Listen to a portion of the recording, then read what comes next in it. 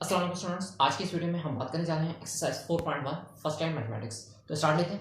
पहला क्वेश्चन है 4.1 का find nth term of each of the following sequence.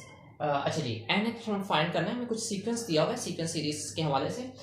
Sequence कुछ ये है कि 2 4 6 ये नंबर्स चल रहे हैं। पहला है 2, दूसरा 4, तीसरा 6। तो हमें ये देखना है कि किस तरह का इसके लिए जनरल फार्मूला जनरेट हो सकता है nth टर्म के लिए। तो तरीक़ेकार ये होगा कि अगर हम देखें पहला नंबर 2 है और 2 और दूसरा 4 है, तीसरा 6 है। इसे थोड़ा सा आपको माइंड में रखना है कि अगर 2 4 6 है तो क्या हो सकता है कि 2 को हम 1 से मल्टीप्लाई करते हैं, यानी 2 की टेबल में नॉर्मली तो 2 आ जाता है। 2 को 2 से मल्टीप्लाई करेंगे तो 4 आ जाता है। 2 को 3 से मल्टीप्लाई करेंगे तो हमारे पास 6 आ जाता है। ये जो नंबर आ रहे हैं 2 4 6, ये वही नंबर्स हैं जो कि 2 को किसी अलग अलग, यानी हम कह रहे हैं कि चेंज नंबर से और एक सीक्वेंस में 1 2 3 काउंटिंग से अगर मल्टीप्लाई करने से आते हैं। और अगर ये नंबर इस तरीके से आते हैं तो हम 1 2 3 की जगह n को सजेस्ट कर देंगे और इसका n टर्म कुछ इस तरह से बन जाएगा कि 2 तो सेम ऐसे होगा, यहाँ पर n चेंज होगा तो यहाँ पर हमारे पास आ जाएगी वैल्यू 2n।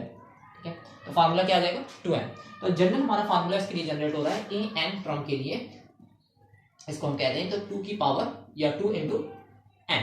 सही है, किसी भी नंबर को अगर हम 2 से मल्टीप्लाई कर रहे हैं, 1 को अगर इसकी जगह हम 1 लेते हैं तो 1 को 2 से मल्टीप्लाई करेंगे तो क्या आ जाएगा, मैं इधर दिखा दूं। 1 अगर ले रहे हैं n की जगह तो 2 आ जाएगा। अगर n की जगह हम 2 ले रहे हैं तो 4 आ जाएगा। n की जगह अगर 3 ले रहे हैं तो 6 आ जाएगा। इस तरीके से n की जगह नंबर चेंज करते जाएंगे तो हमारे पास आगे वाले टर्म्स आते जाएंगे। तो सीक्वेंस जो बना हुआ है वो सेम टू सेम इस फार्मूले के अकॉर्डिंग जनरेट हुआ है। ठीक है, या हम कहते हैं कि उस इस फार्मूले से वो सीक्वेंस जनरेट हो सकता है बिल्कुल इस तरह से। नेक्स्ट क्वेश्चन की तरफ अगर देखें, नेक्स्ट क्वेश्चन में है हमारे पास 1 की पावर 2। अच्छा, नेक्स्ट क्वेश्चन में कुछ यूं है कि 1 की पावर 2 है, 2 की पावर 2, 3 की पावर 2। अब इसमें आप देखेंगे पावर तो देखा कांस्टेंट एक जैसी जा रही है, जबकि नंबर्स चेंज हो रहे हैं। अगर नंबर्स चेंज हो रहे हैं तो हम ये कर सकते हैं कि n को सजेस्ट कर दें कि n कोई नंबर है जो चेंज हो रहा है और उसकी पावर क्या होगी 2 होगी। तो अगर n की जगह हम 1 रखते हैं तो 1 की पावर 2 से 1 आएगा। सही है, ये आएगा। इसी तरह से n की जगह अगर 2 रखते हैं तो 2 की पावर 2 से ये आएगा। इसलिए हमारे पास सेकंड क्वेश्चन का आंसर हो जाएगा n की पावर 2। सही है, an will be equal to an is equal to n की पावर 2। ये फार्मूला इसके लिए जनरेट हो गया, तो सिंपल सा था।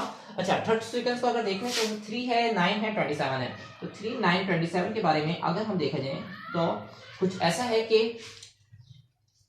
3 पावर्स अगर इसकी इंडिकेट करें, 3 की पावर अगर मैं 1 लगाता हूं तो 3 ही आता है। 3 की पावर अगर 2 लगाते हैं तो 3 आता है, 9 आता है।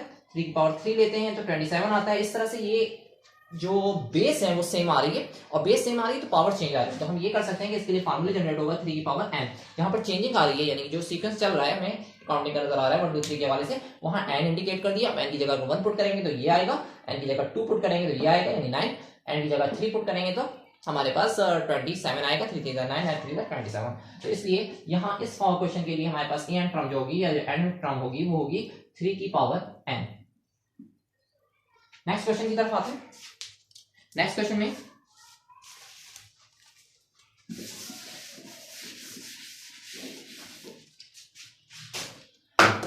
अच्छा जी, नेक्स्ट क्वेश्चन में है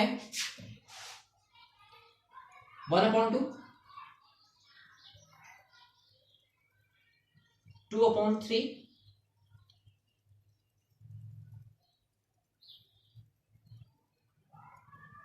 3/4,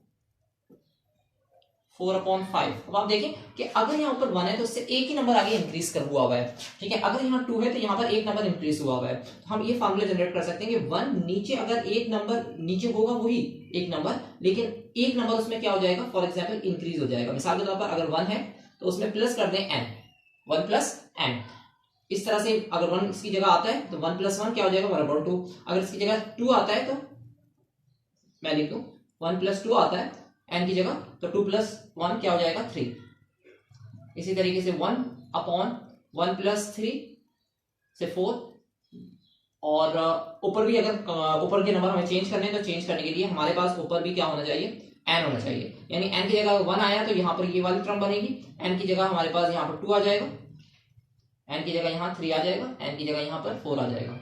ठीक है, 1 प्लस 4। तो आप देख सकते हैं जो चीज कॉमन है वो एन की वैल्यू बन रही है, इसलिए हमारे पास इसके लिए जो फार्मूला जनरेट होगा वो A N is equal to N upon 1 plus N, ये फार्मूला बन जाएगा जिस सीक्वेंस में जिसमें एन की वैल्यू अगर 1 पुट करेंगे तो हमारे पास 1/2, एन की वैल्यू अगर 2 पुट करेंगे तो 2/2 प्लस 1 यानी 3, और एन की वैल्यू 3 पुट करेंगे तो हमारे पास 3/4, एन की वैल्यू 4 पुट करेंगे तो हमारे पास 4/1 प्लस 4 यानी 5, 4/5 आ जाएगा। अच्छा, लास्ट सीक्वेंस ये वाला फिफ्थ क्वेश्चन में कुछ सीक्वेंस इस तरह से बना हुआ है।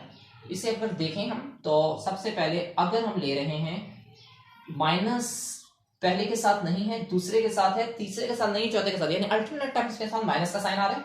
अब ये है कि माइनस का साइन अगर स्क्वायर पावर के अकॉर्डिंग आता है, इस पर स्क्वायर पावर लेते हैं। फॉर एग्जांपल मैंने ये ले लिया 3 और उसकी पावर 2 कर दी, ठीक है, या पहले पावर 1 कर दी, तो ये नंबर सेम टू सेम ऐसे ही बन रहा है, 1 पावर अगर इंडिकेट कर दें। और अगर इसके बाद हम इसको सेम इसी को लेते हैं और पावर 2 लेते हैं तो 1/9 बन जाएगा, लेकिन माइनस का साइन क्या हो जाएगा, खत्म हो जाएगा, ठीक है, वो बिल्कुल सेम टू सेम इसी तरीके से बन रहा है। 27 के लिए अगर हम करें -1/3 लें और पावर 3 ले लें, ठीक है, तो यहां पर सेम ये टर्म तो बन जाएगा, लेकिन अब इस 1 का क्या किया जाए, यहां तो हमारे सीक्वेंस में पहला टर्म जो आ रहा है वो क्या आ रहा है, 1 आ रहा है। इस अंदाज से सीक्वेंस बिल्कुल सेट हो रहा है, लेकिन सेकंड से स्टार्ट हुआ है, -1/3 पर 1 पावर ली, और नंबर है और पावर है, तो -1/3 आ रहा है, ठीक है। लेकिन क्या होता है कि फर्स्ट जो इट्स डिजिट है 1, वो हमारे सीक्वेंस से मैच नहीं हो रहा। अगर फर्स्ट डिजिट मैच नहीं हो रहा तो उसको मैच करने के लिए हमें थोड़ी सी टेक्निक चेंज करनी पड़ेगी।